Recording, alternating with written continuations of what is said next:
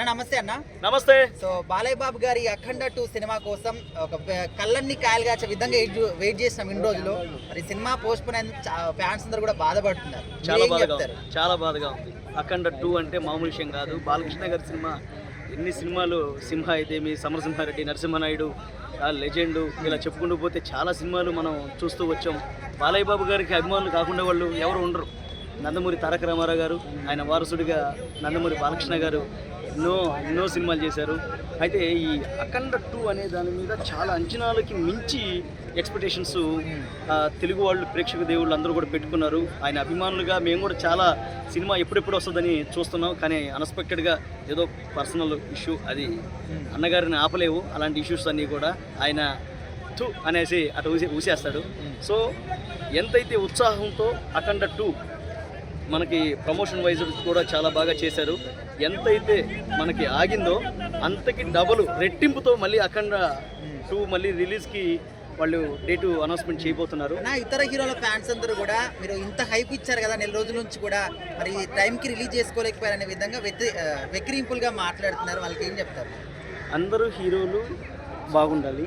వాళ్ళు బాగుంటేనే cinema industry, కొన్ని వందల వేల మంది దీని మీద బతుకుతున్నాం. అందరు హీరోలు కూడా బాగుండాలి. ఎందుకంటే నేను కూడా ఒక సగటు ఆర్టిస్ట్ని కాబట్టి. సో అందరు హీరోలు ఒక ఎత్తు, బాలయ్య బాబు గారికి పోటీ అలాంటి ఆయన పట్టించుకోరు. ఎందుకంటే ఆయన అభిమానించే వాళ్ళు ఆయన సినిమా చూసి సంతోషపడాలన్నది ఆయన కోరిక.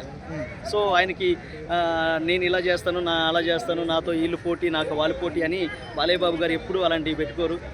సో ఆయనే పోటీ. మొత్తానికి బాలయ్య బాబు గారికి తగిలిన దిష్టి, నెల రోజుల పాటు దిష్టి అంతా కూడా దీంతో పోయింది అనుకోవచ్చు. నేను కూడా సేమ్ ఫీలింగ్ మంచి క్వశ్చన్ అడిగారు.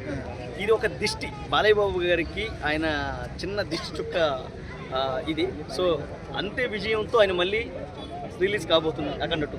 సో మీరు టీజర్ కానీ అవి చూసారా? డైలాగ్ చెప్తారా? డైలాగ్ అంటే నాకు త్రిశూలం తిరిగేటువంటి ఆ షాట్ బాగా నచ్చింది. సో త్రిశూలం తిరిగేటువంటి ఆ షాటు నాకు అది బాగా అనిపించింది. సో ఇంకోటి ఆయన స్లో మోషన్లో ఒక లుక్, గెడ్డం అది అన్నప్పుడు ఆయన ఆ లుక్ నాకు బాగా నచ్చింది. సో ఆ లుక్, ఈ త్రిశూలం తిరగడం, ఈ వాటి కోసమే నేను సినిమా చూద్దామని అనుకున్నాను. కానీ అనుకోకుండా అట్లా జరిగిపోయింది. అంటే ఏదైనా ఒక డైలాగ్ చెప్పండి అఖండ 2 నుంచి. అఖండ డైలాగ్ నుంచి సడన్గా గుర్తురావు అండి డైలాగులు. ఆయన చెప్పే డైలాగులు అంత సామాన్యంగా మనిషికి అంతు చెక్కు. ఎందుకంటే అప్పట్లో ఆ సమరసింహారెడ్డి, ఆ నరసింహనాయుడు అవి అంటే మనకి కొంచెం తెలుసు. ఏదో ఒక డైలాగ్ చెప్పండి బాలయ్య బాబు. సో బాలయ్య బాబు గారి సినిమా నాకు బాగా ఇష్టం కాబట్టి ఆయన సినిమాలో నుంచి